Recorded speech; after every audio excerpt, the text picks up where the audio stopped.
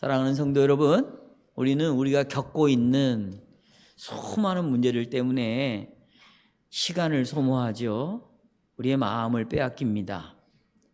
가정에서 일어난 일들, 또 반항하는 우리의 자녀들, 또 회사에서 일어나는 수많은 업무로 인한 또 실적으로 인한 그런 스트레스들, 무엇보다도 힘들게 하는 것은 인간관계 속에서 일어나는 갈등들입니다.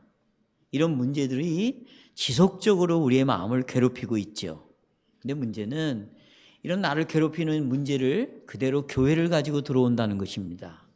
그러면 하나님의 말씀을 들을 때 이런 문제들이 말씀에 집중하지 못하도록 나를 방해한다는 것이죠.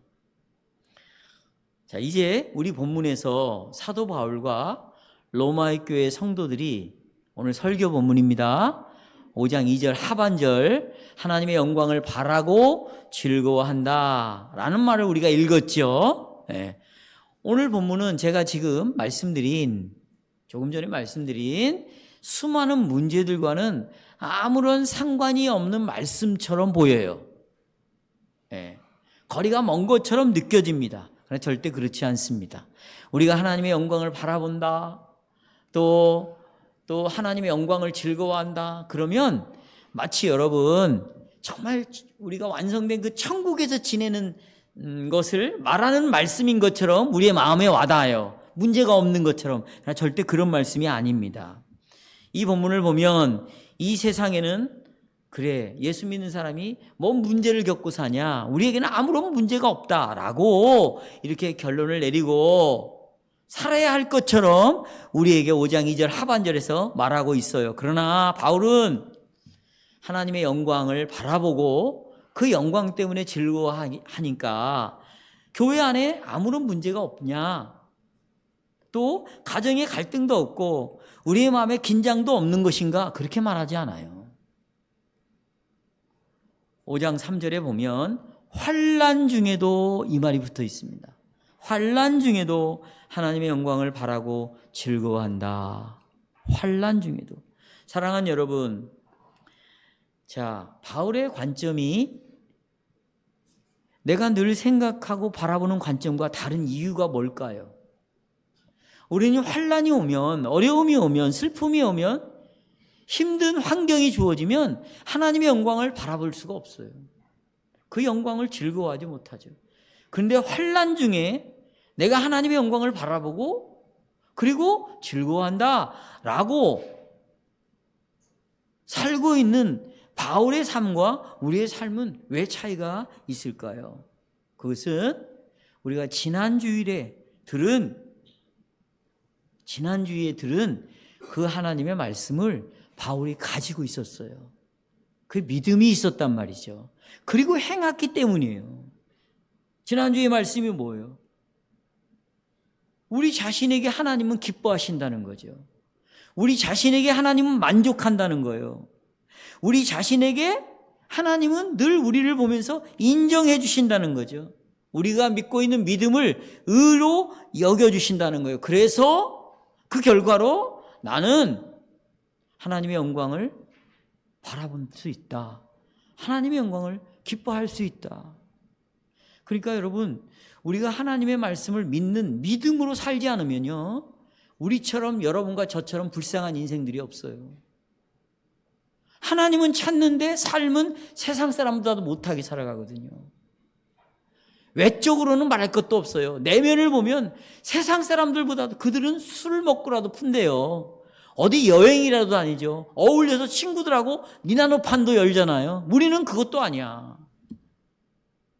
그러면서 걱정은 더하고 살아가고 있고 근심은 더 많고 불안은 더 크고, 그러니 여러분 이것이 얼마나 이중적이고 이율배반적이고 불쌍한 인생들이에요. 믿음이 없이 살면 그거보다 더 비참한 불쌍한 삶을 살아갈 수밖에 없어요. 믿음이 없으면 돈 걱정해야 돼요.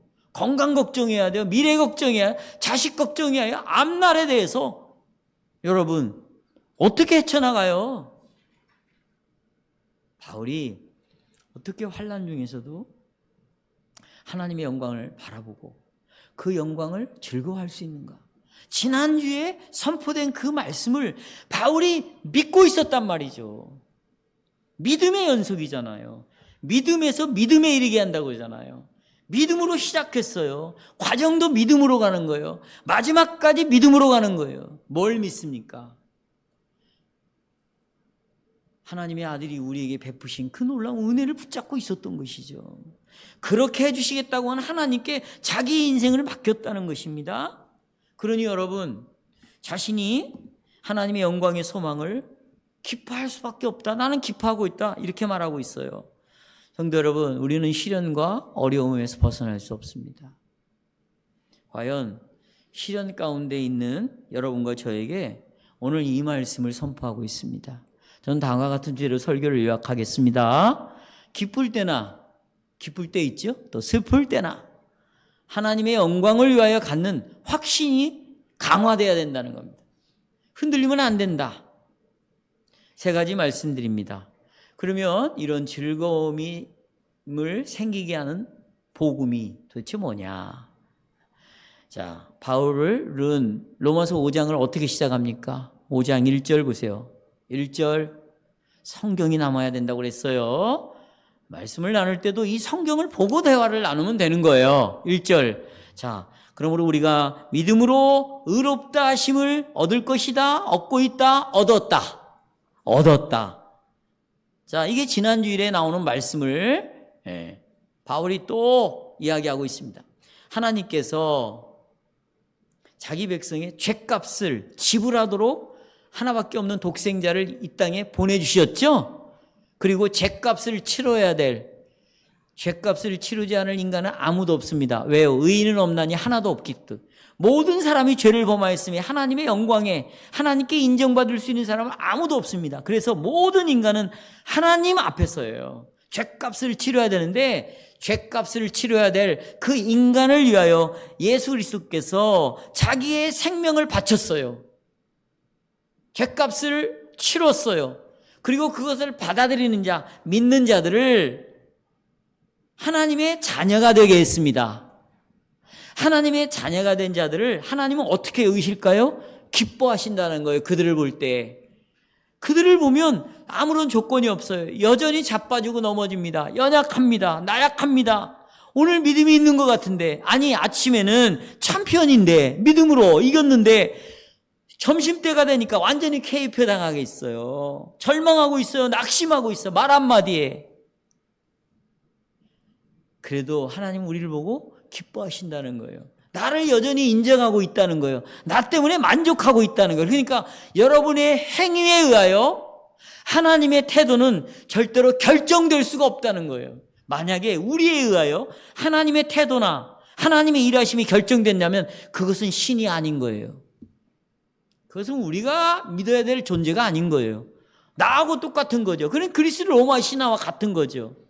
여러분들은 그렇잖아요. 오늘 목숨을 내줄 것처럼 사랑한다고 말하잖아요. 그런데 저 사람이 내 비유를 건드렸어.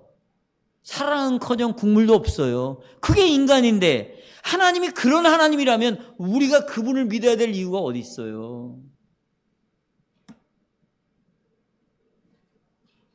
변하지 않습니다. 그래서 여러분 이것을 우리에게 주시는 값없이 주시는 거예요. 그래서 은혜의 복음이라고 말하는 거예요. 그러면 값없이 주시는 이 은혜의 복음에 여러분과 저는 이제 반응을 해야 되잖아요. 한 가지밖에 없어요. 어떻게? 그렇게 해주시겠다고 말씀하신 그분에게 나를 온전히 맡기는 것이죠. 그 말씀을 의지하는 거예요. 이걸 믿음이다. 이게 지난주에 들은 말씀입니다. 이제 5장에서요. 이렇게 하나님이 약속하신 그 복음을 내가 받아들였어요. 그 복음 앞에 나를 맡겼어요. 그러면 두 가지 결과가 반드시 있다는 거예요. 하나님은요, 결과가 없는 분이 아닙니다. 자, 보세요. 우리는 참 인간이 얼마나 불쌍하냐면요. 얼마나 비참한 존재인지 여러분 아세요? 결과에 대해서 항상 불안해요. 결과에 대해서 불안정해. 그러니까 의심이 많아요. 그러나 기독교는요, 결과가 분명한 거예요. 복음으로, 믿음으로 받아들였다. 그 말씀 앞에 나를 맡겼다. 그러면 결과가 온다는 거예요. 이게 기독교예요. 그래서 기독교는요, 확신의 종교예요. 그냥 그러기를 바라는 종교가 아니에요. 여러분 이거 믿으십니까? 네? 두 가지가 온다는 거예요. 그게 1절 하반절하고요, 2절 상반절에 나와 있어요. 1절 하반절에 보면 예수 그리스도로 말미암아 하나님과 더불어 화평을 누리자 그랬어요. 이게 첫 번째 결과예요. 또 이어서 첫 번째 결과에 뭐가 있냐면 2절 상반절에 보면 우리가 믿음으로 서 있는 은혜에 들어가게 되었다는 것이에요. 두 가지. 그 다음에 두 번째로 오는 결과는 2절 하반절에 나와 있어요. 2절 하반절에 하나님의 영광을 바라고 즐거워한다.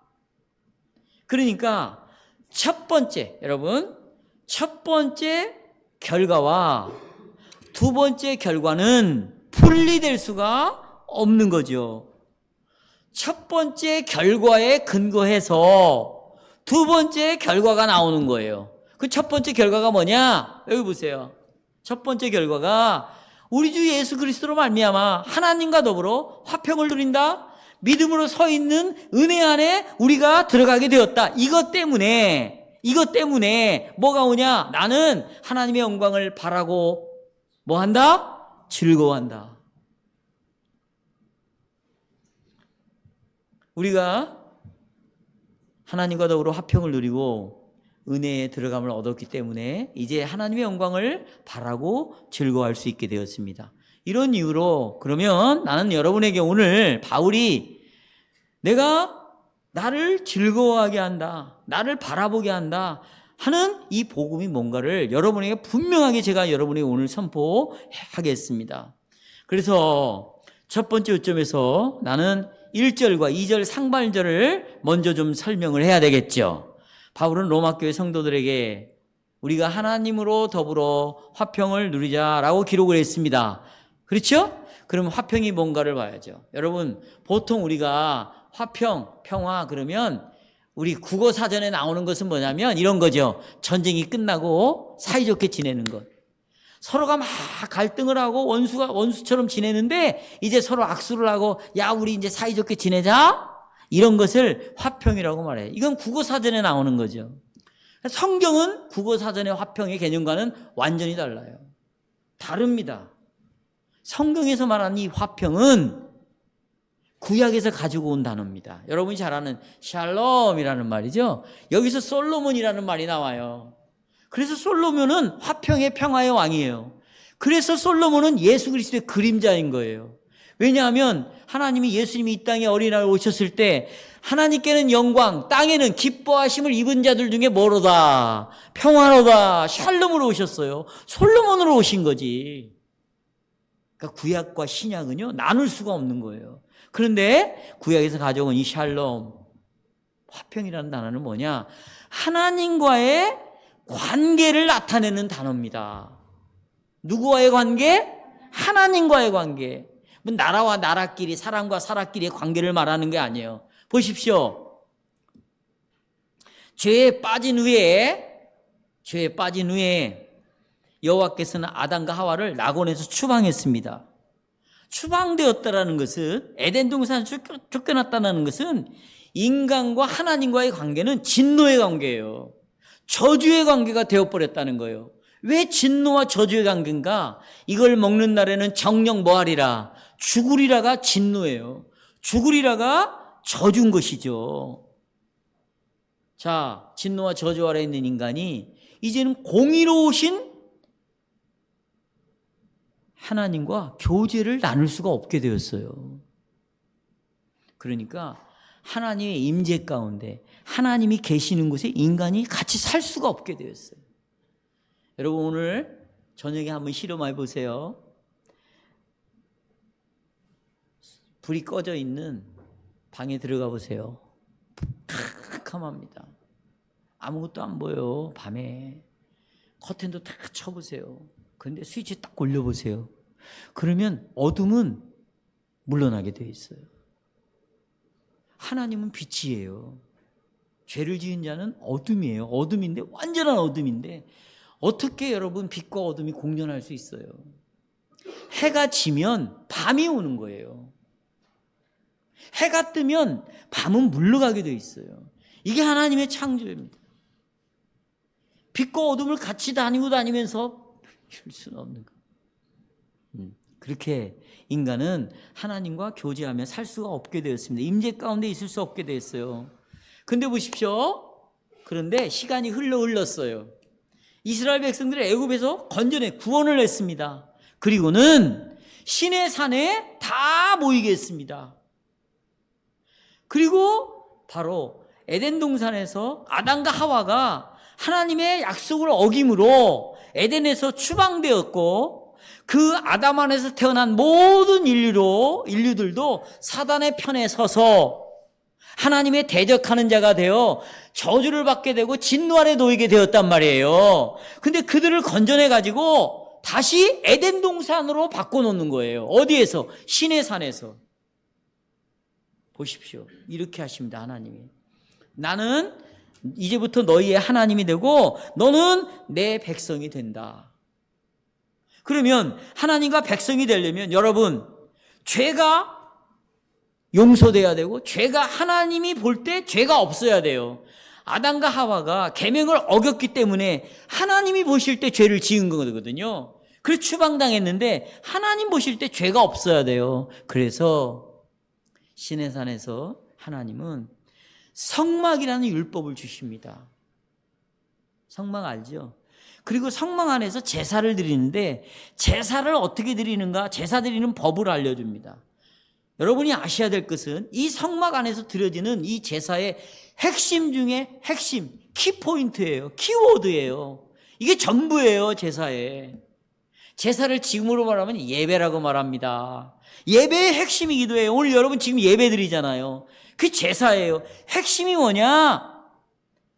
하나님은 이 제사를 통해서 자기 백성들의 죄가 용서되었다라는 것을 제사를 통하여 알려주는 거예요.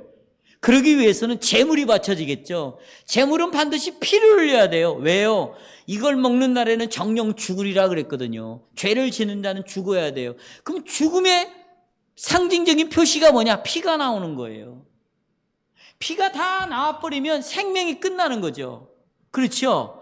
그래서 짐승의 피를 잡고 피를 보여줌으로 내가 너희들에게 죄를 용서하겠다라는 것을, 이 핵심을 제사를 통하여 우리에게 약속을 해주신 것이죠. 그러니까 죄인인 이스라엘은 이제 하나님의 진노를 받는 대신에 자유롭게 제사를 드리고 하나님 앞에 나아감으로 하나님은 우리를 죄인으로 받아들이지 않는다는 거죠. 죄 없는 자로 우리를 받아준다. 너는 지금의 죄가 아니다. 그래서 대제사장 아론이 처음으로 축도를 하는 거예요. 저는 이미 축도에 대해 설교를 했습니다. 축도는 기도가 아니에요. 눈 감고 하는 게 아니에요. 축도라는 것은 축복의 말씀을 하나님이 선포하는 거예요. 눈 뜨고 어떻게 하나님이 말씀하는가를 듣는 거니까 축도할 때 눈 감으면 안 돼요. 기도가 아니니까. 지금도 개혁주의에 있는 교회들은 축복을 이 축도로 하는 거예요. 여러분이 민수기 6장. 그래서 우리 교회가 축복 선언을 이걸로 하잖아요. 자 보세요. 여호와께서 그 얼굴을 내게로 향하여 드사 너희에게 뭘 주시기를 원한다? 평강 주시기를 원한다. 너희들은 죄는 끝났다. 나는 너희들의 죄를 덮어버렸다. 죄인으로 인정하지 않는다. 내 너희들을 향한 그 죄로 인한 진노는 내게서 걷어졌다는 거예요. 그래서 저주 대신에 복과 평강, 이것을 주시는 거예요. 지난주 말씀에서 여러분, 하나님께서는 여러분과 저를 볼 때 행복해 하신다고 했어요. 날마다 행복해 하세요. 그러면 하나님께서 당신의 백성들을 보면서 행복하시다는 것은 뭘로 드러나느냐? 하나님의 행복이 어떻게 나타날까요? 웃는 것으로? 뭘로 나타날까? 아셨어요? 하나님이 우리를 보고 행복한데 그것을 어떻게 보여주냐고. 자녀를 끝까지 책임을 지는데 어떻게 책임을 지느냐? 하나님과 더불어 화평을 누리게 하는 거예요. 여러분과 더불어 뭘 누려요? 화평으로 하나님이 여러분을 보고 행복하고 있다라는 걸 드러나는 거죠. 그러니까 나를 보고 하나님이 행복해 하시는데 여러분을 저주를 대하지 않고 진노로 대하지 않고 화평의 관계로 계속 인정해 주는 거예요. 그러니까 우리는 언제든지 하나님과 더불어 뭘 누리는 거예요? 그것이 하나님을 행복하게 하는 거예요. 여러분 보세요. 무슨 교회에 연보를 많이 내고 예배당을 지어내고 무슨 교회에서 이런 일 저런 일. 그러면 하나님 행복해 하실까요? 굉장히 불행해 하세요. 기독교는 그런 종교가 아니라고 제가 말씀드렸잖아요. 세상에서 죽도록 일하는데 왜 교회 와서까지도 여러분 일을 하냐고요. 이 교회는 할 일이 아무것도 없어. 그냥 성경을 가르치는 장소에 나오면 되는 거예요. 그리고 그 말씀을 따라 성령이 이끄시는 대로 사세요. 여러분 이 교회에서 여러분이 시키는 게 뭡니까? 뭐 있어요? 없어요. 하나님이 정말 행복해 하시는 것은 여러분들이 내가 그래 예수 그리스도로 말미암아 하나님과 더불어 나는 이제 화평의 관계로 들어왔구나. 내 죄값이 치러졌구나. 저주는 끝났구나. 이것을 믿고 있을 때 누가 가장 행복해 하신다고? 그거예요.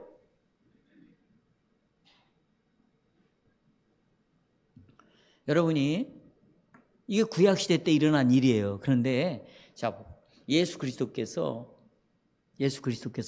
구약의 이런 성막 안에서 일어나는 여러 가지 제사 제도가 있죠. 이것을 예수님이 다 성취해 버렸어요. 이 실체가 와버렸습니다. 그러니 그림자가 무슨 소용이에요? 여러분 모델하우스라는 게 있잖아요. 아파트가 실제로 지어지면 모델하우스는 어떻게 버리죠? 부셔버리는 거예요. 예수님이 오셨는데 구약의 그림자가 무슨 의미가 있어요? 예수님은 바로 자기가 제사가 직접 예수님이 하나님 앞에 제사를 드렸죠. 당신 자신이 제물이 되어서 죽었습니다. 그래서 하나님의 진노를 일회용으로 해결한 게 아닙니다. 완전히 영원히 해결을 해버렸어요. 바로 그 예수님이 하신 일의 결과로 우리가 어떻게 됐냐? 그 예수를 믿음으로 의롭게 되었다. 의롭게 되었다. 하나님의 진노가 남아있지 않게 되었다. 화평한 관계가 되었다. 이 속에서 하나님은 당신의 행복을 드러내는 거예요. 그러니까 여러분 나는 하나님을 기쁘게 해야 되겠다. 행복하게 해드려야 되겠다 할 때 여러분이 뭔가를 행함으로 행복하게 하는 것이 아니고 바로 이 믿음을 갖고 살아갈 때 하나님이 행복하시고 즐거워하신다. 그러니 바울이 여기서 뭐라고 그러냐면 하나님과 더불어 함께 뭘 누리자? 화평을 누리자. 왜? 하나님도 그때 기뻐하신다. 나도 그때 화평을 누릴 수 있다는 것입니다. 그런데 보십시오. 바울이 여기서 화평을 누리자고 할 때 화평을 누렸으면 좋겠다. 미래의 바람을 말하지 않아요. 여러분 영어 성경에 봐도 그렇고 헬라어 성경에 봐도 현재의 상태를 말하고 있습니다.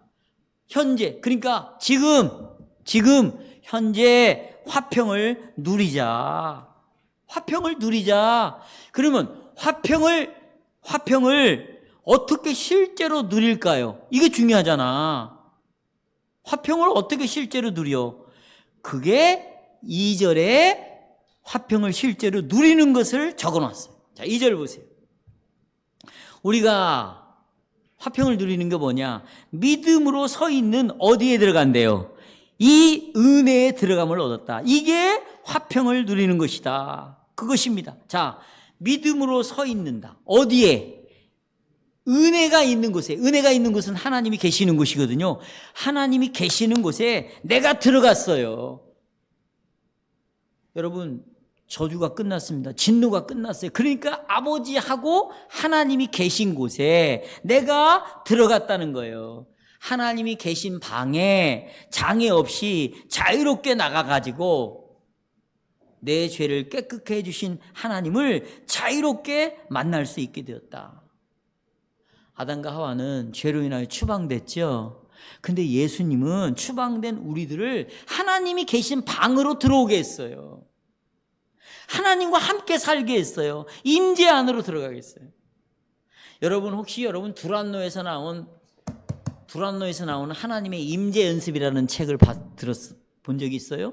로렌스라는 수사, 그러니까 신부도 아니고요, 저 수도원에서 일하는, 밥 짓고 빨래하는 그 수사라고 그러는데 그 사람이 쓴 책이에요. 여러분, 저는 이 책을 거의 외웠어요. 그리고 우리 교회 성도들, 초신자들 들어오면 이 책을 다 읽게 했어요. 하나님 임재 연습. 그런데 그 책이 잘못된 책입니다. 잘못된 책이에요. 하나님의 임재를 뭘 연습하는 거예요? 내가 기도하고 내가 말씀대로 살고 내가 깨끗하고 그런 정말 하나님과 동행하면 임재가 이루어집니까? 그 임재는 나에게 달린 거예요? 아니잖아요. 예수님이 이루어 놓으신 일. 그래서 우리가 예수 그리스도를 믿음으로 보세요. 서 있어요. 어디에? 은혜 안에 서 있는 거예요. 거기 누가 계시는데? 하나님이 계시는 거지. 사도는 이 은혜 안에 들어와 있다. 하나님의 다른 말로 임재 안에 들어와 있다. 우리가 거기다 서 있다 라는 말을 추구하는데, 보십시오. 여기 서 있는 것도 보세요. 서 있는 것도요, 이게 진행형으로 되어 있습니다. 헬라어 원문에는 정확해요. 현재 진행형이야. 그러니까 어쩌다가 한 번씩 서 있는 것이 아니고 날마다 초마다 분마다 계속 서 있는 거야. 나는 어디 안에? 하나님의 은혜 안에, 임재 안에 서 있는 겁니다. 임재 안에. 왜요? 만약에 우리는, 내가 어느 날 기도를 많이 했어요. 막 충만하다고 느껴. 이럴 때는 자기가 은혜 안에 들어와 있다는 거지. 그렇게 느낄 때 찬양을 하는데 막 뜨겁게 했어요. 어느 날 설교를 듣는데 막 원펀치로 맞고 KO 당했어. 울면서 회개를 해. 그때는 자기가 어디 안에 있대? 은혜 안에 있대. 그러면 이 성경 잘못된 거예요. 그런 뜻이 아니라니까. 왜요? 여러분, 우리가 어쩌다가 하나님이 계신 집에 들어가는 게 아니에요. 어쩌다가. 왜 그런 줄 아세요? 십자가의 사역은 불완전한 속죄가 아니에요. 완전한 속죄예요. 영원한 속죄예요. 하나님의 공의와 진노, 그 저주를 영원히 풀어드렸어요. 누가? 딱 한 사람밖에 없어. 누가? 예수 그리스도가. 그래서 지금 우리는 하나님의 집에 영원히 살게 되었습니다. 그리고 그리스도는 하나님이 계신 곳을 우리의 집으로 만들어 주셨어요. 하나님이 계신 곳을 누구의 집? 우리의 집. 근데 하나님이 어디에 계세요? 어디든지 계시지만 우리 어디에? 마음속에 계시니까 이 마음을 하나님의 집으로 만들어줘 버렸어요. 그래서 여기서 하나님을 늘 만나. 근데 어떤 관계로? 화평의 관계로, 평화의 관계로. 그래서 예수 그리스도 안에 있는 이 하나님의 사랑에서 우리는 절대로 안 끊어진다. 끊어지지 않는다.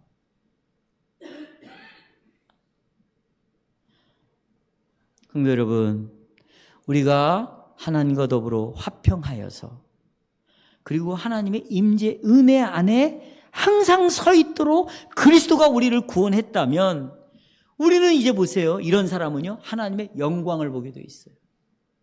연결이 되는 거죠. 뭘 보게 되어 있다?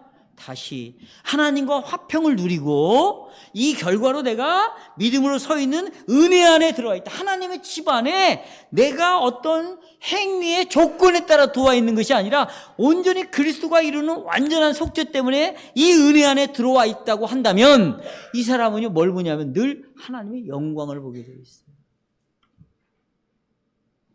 자, 하나님의 영광을 본다는 게 뭘까요? 이사야에 보면, 이사야 6장에 보면 이사야가 성전에서 하나님의 영광을 봤습니다. 우리가 보통 이렇게 생각하죠. 나는 하나님을 만났다. 하나님의 영광을 보았다. 하나님의 영광을 체험했다. 이게 무슨 뜻일까? 보세요. 이사야는 하나님의 영광을 체험했어요. 그리고는 죽을 뻔했어. 하나님의 영광을 보면 죽어요. 왜 죽냐? 이사야가 보세요. 화로다. 나여, 나는 뭐하게 됐대? 망하게 되었다. 나는 입술이 뭐한 자요? 하나님의 영광을 보니까 자기가 얼마나 죄의 덩어리라는 걸 보기 시작한 거예요. 하나님을 만난 자는 자기 죄를 보게 돼 있어요. 이게 어설프게 만나니까 교만하게 사는 거지. 이 시간에 하나님 찾아와서 말씀으로 여러분 하나님을 대하고 있어요. 자기 죄를 비참함을 보게 되어 있어요. 그런데 보세요. 하나님의 영광은 우리의 죄만 보게 한다면 그 영광은 잘못된 거예요. 이 죄인을 받아주신다는 거예요. 이 죄인을 품어주신다는 거예요.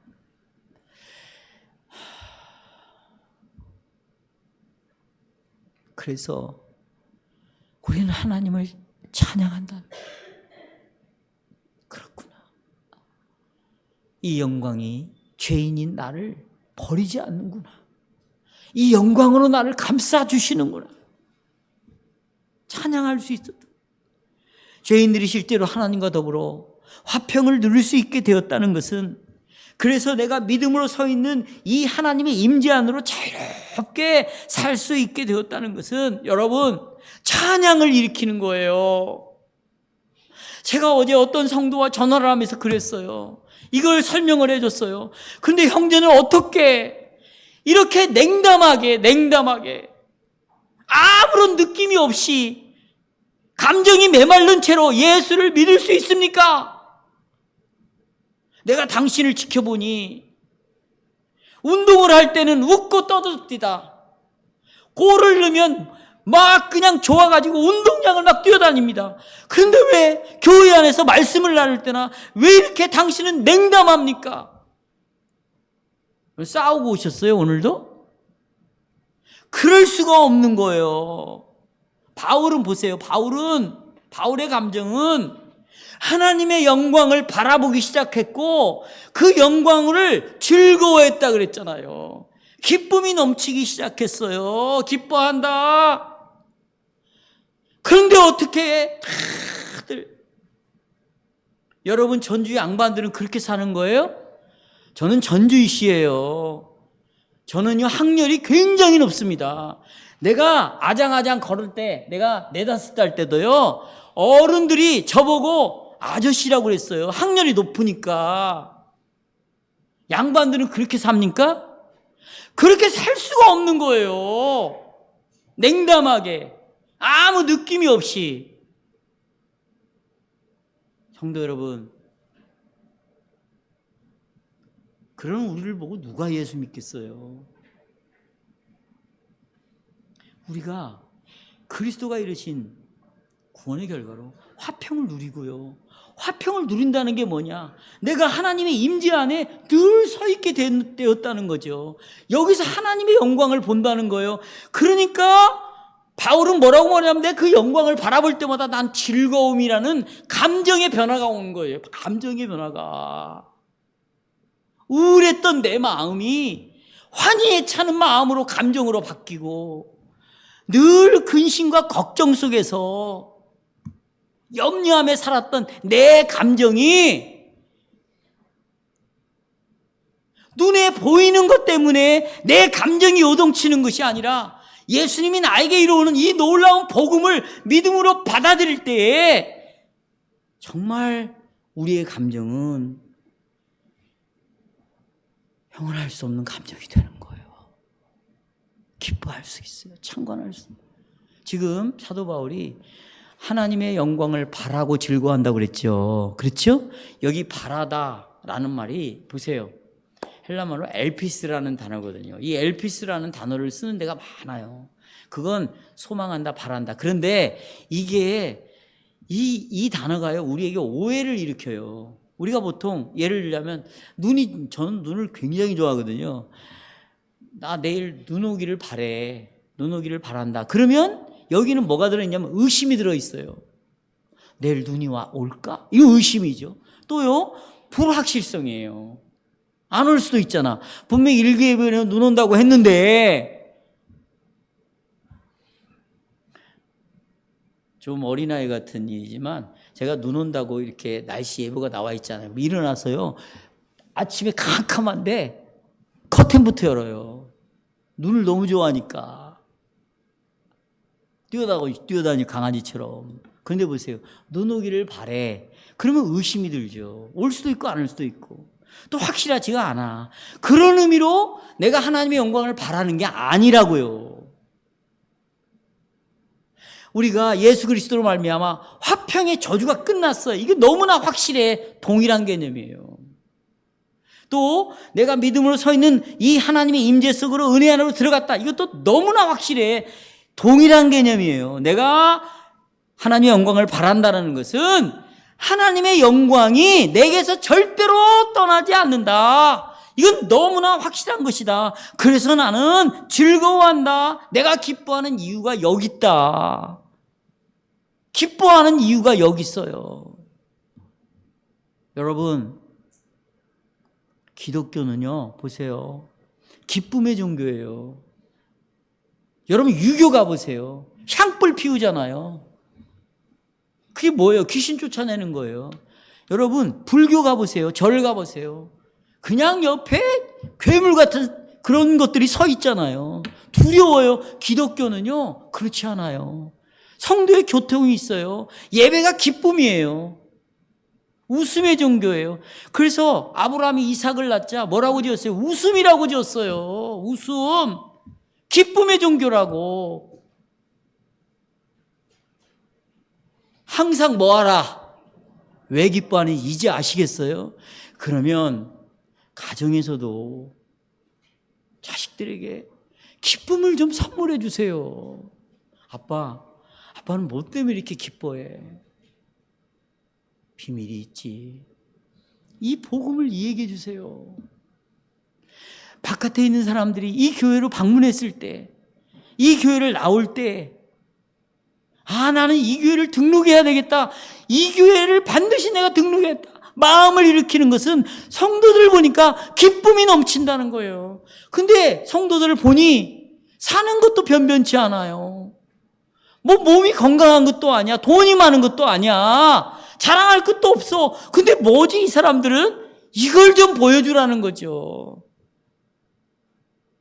오늘 이 말씀에 들어있어요. 이 말씀에. 나는 여러분에게 지난주에 이런 질문을 드렸어요. 여러분, 하나님이 여러분 오실 때 만족하십니까? 이렇게 질문 드렸죠? 대답은 뭐? 예, 그분은 항상 그리스도 때문에 만족하십니다. 이제 질문을 바꿀게요. 여러분은 그리스도 예수로 말미암아 화평을 누리십니까? 예라고 말해야죠. 또 여러분은 이 하나님이 계신 임재 안에 여러분은 항상 서 있습니까? 예라고 말하죠. 만약에 내 행위를 보고 답을 하라면 아무도 답을 못해. 우리는 그러니까 내 행위를 근거로 해서 답을 하는 자가 아니고 누구를 근거로 해서? 그리스도를 근거로 해서.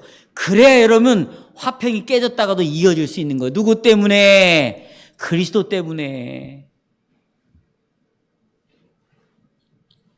이제 설교 두 번째로 갑니다.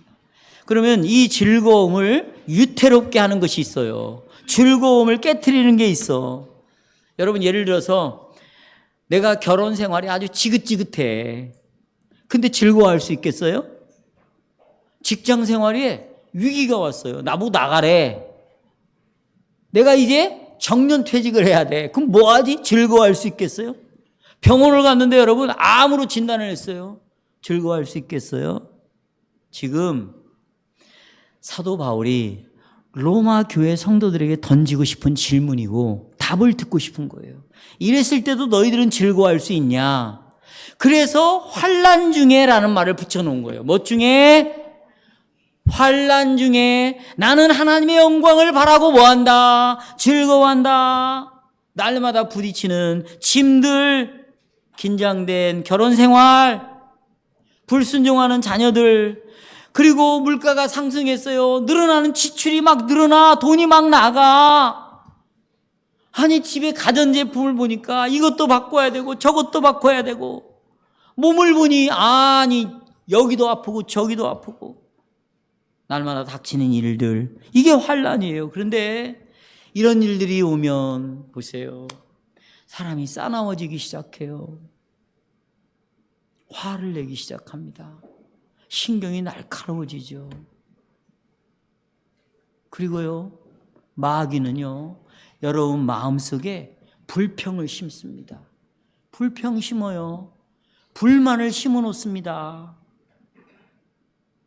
이것이 이런 즐거움을 위태롭게 하는 위험 요소들이라 사도 바울이 그걸 말하고 있어요. 그러면 사도 바울이 말하는 이 환난이라는 것이 뭐냐? 뭐길래 환난 중에도 즐거워한다고 말하는가? 우리는 확실히 이런 환난이 오면 기뻐하지 않죠. 즐거워하지 않습니다. 환난이 오면 아이고 이것 때문에 못 살겠네, 죽겠네. 바울은 그러나 그렇지 않았습니다. 보십시오. 2절 보세요. 3절, 환난 중에 뭐 한다?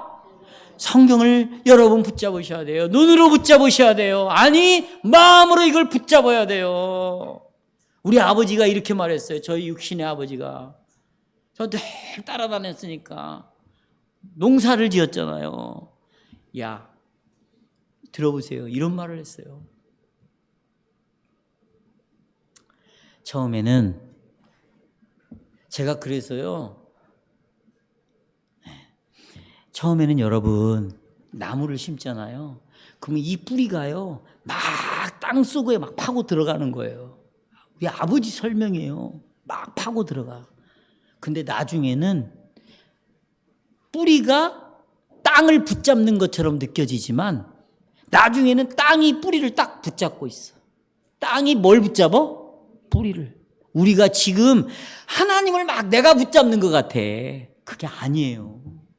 실은 누가 나를 붙잡고 있어? 하나님이 나를 붙잡고. 알미니안 이단주의자들은 우리는 누가? 하나님. 그래서 환난 중에 기뻐했어요. 그럼 여기 이제 보십시다. 3절에 보시면 환난은 인내는 연단은 소망을 이룬 줄 안다. 한번 보십시오. 단어를. 여기 환난이라는 말은 무슨 말이냐? 환난은 우리를 어떻게 만드냐면 인내를 만들어낸대요. 그러니까 환난이 없으면 인내할 수 없어. 여기 인내라는 말은 우리를 아주 끈기 있는 사람으로 세운다는 거예요. 그러니까 이렇게 오해하면 또 안 돼. 국어사전에 나오는 식으로. 내가 환난을 겪으면서 인내를 가지게 되었는데 어떻게 변화가 되었냐? 어떤 상황이 되어도 다 이겨나간다. 내가 다 이길 수가 있다. 이것은 국어사전에 나오는 거죠. 성경은 그런 의미의 인내가 아니에요. 응? 자, 성경에서 말하는 인내는 뭐냐? 여러분, 이런 거예요. 성경에서 말하는 인내라는 것은 구약에서 가지고 오는 단어인데 그것은 주님을 기다린다라는 개념이에요. 그러니까 시험을 받으면 받을수록, 시련을 겪으면 겪을수록 우리는 더욱더 누구를 기다려요? 주님을 기다리는 거예요. 하나님의 자녀들은 인내하면서 주님이 나를 여기에서 건져내실 것이다 라는 것을 기다리는 법을 배우는 거죠. 그러니까 주님을 기다리지 사람을 기다리는 게 아니에요. 그러니까 우상을 섬기지 않죠. 왜? 피조물을 의지하지 않기 때문입니다. 정말로 하나님께서 우리의 죄를 위하여 아들을 보내셨고 화평을 이루게 했고 하나님이 계신 그 보좌의 방에 내가 마음대로 드나들 수 있도록 해주셨다면 환난이 왔을 때 하나님이 과연 나를 버릴까? 버리지 않는다는 거지. 버리지 않는다고 믿으니까 보세요. 환난이 와도 절대로 나를 버리지 않는다. 그러니까 이 사람들은 끝까지 누구를 기다려요? 하나님을 기다리는 거죠. 하나님을. 결국 이 환난은 하나님이 나를 인내하게 하는, 다시 말하면 계속해서 누구를 기다리게 하는, 하나님을 기다리게 하는, 바라보게 하는 하나님의 도구라고. 환난은 누구의 도구? 도구. 그런데 이 인내가 뭘 만들어낸대요? 연단을 만들어낸대요. 이 연단은요, 이런 때 쓰는 말이에요. 여러분, 전쟁에서 단련된 용사라는 말이야. 이런 평상시가 아니고 전쟁에서 막 살아남았어요. 그러니까 내가 갖고 있는 인내라는 것, 하나님이 나를 구원해 주실 거라는 걸 계속 기다리는 것이 인내인데, 이 인내는 나를 뭘로 만드느냐면 연단을 시켜가지고 전쟁터에서도 살아남을 수 있는, 그러니까 어떤 상황에서도, 여러분, 어떤 상황 속에서도 나는 누구를 바라봐? 하나님을 바라봐. 그리고 뭘 누려요? 화평을 누려요. 그리고 하나님의 임재 안에서 살아가는 것이죠. 그러니 여러분, 이런 사람을 누가 끊을 수 있겠어요? 여러분, 이런 사람들이 어떻게 여러분 즐거워하지 않을 수 있어요? 그러니까 제 아무리 우리의 환경이 어떠하다 할지라도 따라서 하십시오. 환난 중에 즐거워한다. 여러분, 환난은 인내를, 하나님을 계속 기다리게 만들고 바라보게 만들고, 인내는 연단을, 전쟁터에서 단련된 그런 믿음을 갖고 계속해서 어떤 상황에도 하나님을 의지하게 만든다. 그런데 그럴수록 이 연단은 우리에게 소망을 이룬 줄 안다고 말합니다. 소망은 결코 낙심하게 만들지 않아요. 마지막 결론으로 이 즐거움을 강화시키는 확신이 있습니다. 성도 여러분, 이제 그리스도 안에서 하나님께서 당신의 자녀와 화평을 회복하셨습니다. 여러분, 그리고 우리가 하나님의 임재 안에서 살도록 길을 열어놓으셨어요. 만일 하나님이 이렇게 행하셨다면 환난이 아무리 심해도 어떻게 화평을 상실할 수가 있겠어요? 환난이 심해서 하나님의 임재 앞으로 나가지 않을 수가 없는 거예요. 화평을 잃어버릴 수가 없어요. 하나님의 임재를 상실할 수가 없어요. 하나님의 영광을 바라며 즐거워하는 것을 우리가 놓칠 수가 없는 거예요. 왜? 5절에 그 이유를 또 말하고 있어요. 5절. 자, 5절 같이 읽겠습니다. 시작.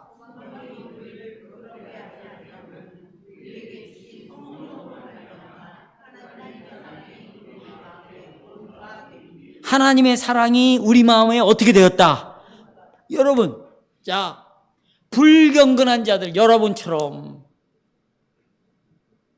그런 자들을 위하여 아들을 내어줬다면, 만일 하나님의 사랑이 너무나 위대하고 너무나 엄청난 것이어서 하나님의 원수인 여러분과 저를 하나님의 아들의 죽음을 통해서 다시 하나님의 자녀로 회복을 시켜놨다면, 그리고 하나님의 사랑을 우리의 마음에 부음받았다면, 우리가 하나님의 영광을 바라고 즐거워한다면 어떻게 우리가 흔들릴 수가 있겠어요?